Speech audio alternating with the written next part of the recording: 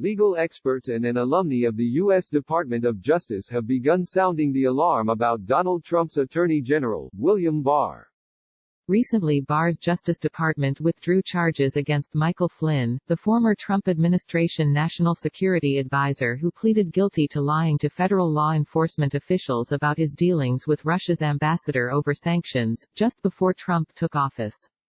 Barr's decision last week was a stunning reversal and spurred rare rebukes from a large swath of legal experts and former attorneys who worked at the Justice Department under both Democratic and Republican presidents. And speaking at a fundraiser with thousands of former officials from his administration and previous campaigns, Barack Obama issued a strong warning that the move jeopardized the rule of law in the country. Barr's decision highlighted ongoing anxiety about the lasting impact the current Attorney General will have on the position of Attorney General and the Department of Justice overall. On Monday, more than 1,900 former and current Justice Department officials reiterated their call for Barr to step down for having, once again, assaulted the rule of law. The group that organized the letter collected more than 2,600 signatures for a similar letter in February after the Justice Department moved to reduce the sentence of Roger Stone, a former Trump administration aide who was convicted in cases that came out of special counsel Robert Mueller's Trump-Russia investigation. At the time, a number of prosecutors resigned in protest because of the proposed sentencing reductions.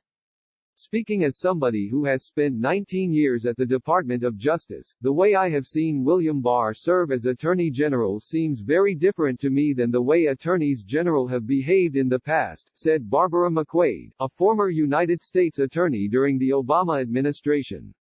She added, their job is to be the attorney for the people, to be independent of the White House, and instead William Barr has conducted himself in ways that make him seem more like he is a lawyer for Donald Trump. Trump recently said of Stone, "Look at the horrible treatment he's got. He's going to be okay. He's going to be okay," which some federal prosecutors interpreted as a possible precursor to Barr doing more in Stone's case. The Justice Department has been a source of frustration for the president. Trump first appointed then-Senator Jeff Sessions to the post. Sessions, a longtime U.S. Senator from Alabama, was the first member of his chamber to endorse Trump in the 2016 presidential election. Trump often complained that Sessions was not doing enough to protect him. Trump eventually became dissatisfied with Sessions, particularly his decision to recuse himself from Mueller's Russia investigation, and replaced him briefly with Matthew Whitaker, a Trump loyalist, as acting Attorney General. Since Barr succeeded Whitaker in February 2019, legal experts have pointed out the close alignment he's had with Trump. McQuaid said Barr has often intervened in cases relating to Trump associates. Now we're seeing him interfere in cases that involve close associates of President Trump, McQuaid said. Certainly as the Attorney General he has the authority to do anything he wants in any case. But he doesn't. He doesn't meddle in every case, he's only involved in these cases involving Trump's associates. Former Justice Department officials and legal experts have suggested that Barr is acting more like Trump's personal attorney rather than the top law enforcement official for the federal government.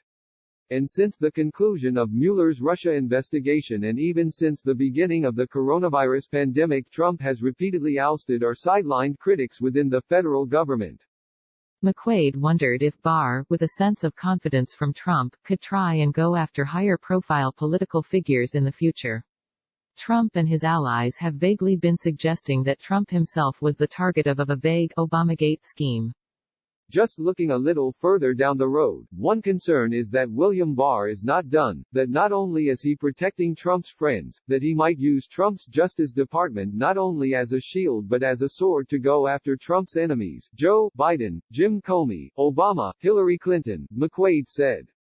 Could he use the Justice Department to go after them? One former federal prosecutor, who requested anonymity in order to speak more candidly, worried that Barr had set a precedent where the next time DOJ could be used in the same political way. Meanwhile, Elkin Abramowitz, one of the former Justice Department officials who signed the most recent alumni letter, said that the upcoming presidential election could strongly dictate the future role of the department. If Trump wins, Abramowitz said, Barr will likely keep his role. But if the former Vice President, Joe Biden, now the presumptive Democratic Party nominee, wins, the Attorney General and DOJ could undergo significant restructuring. What I think is going to happen is if Trump loses the election, there's probably going to be a major push to restructure the Justice Department out of the cabinet and make it like an independent agency like the Fed or the SEC, where the Attorney General would be given a 10-year term, pretty much like the FBI, Abramowitz said. Abramowitz added, if Trump wins re-election, he'll probably keep Barr around for as long as he can.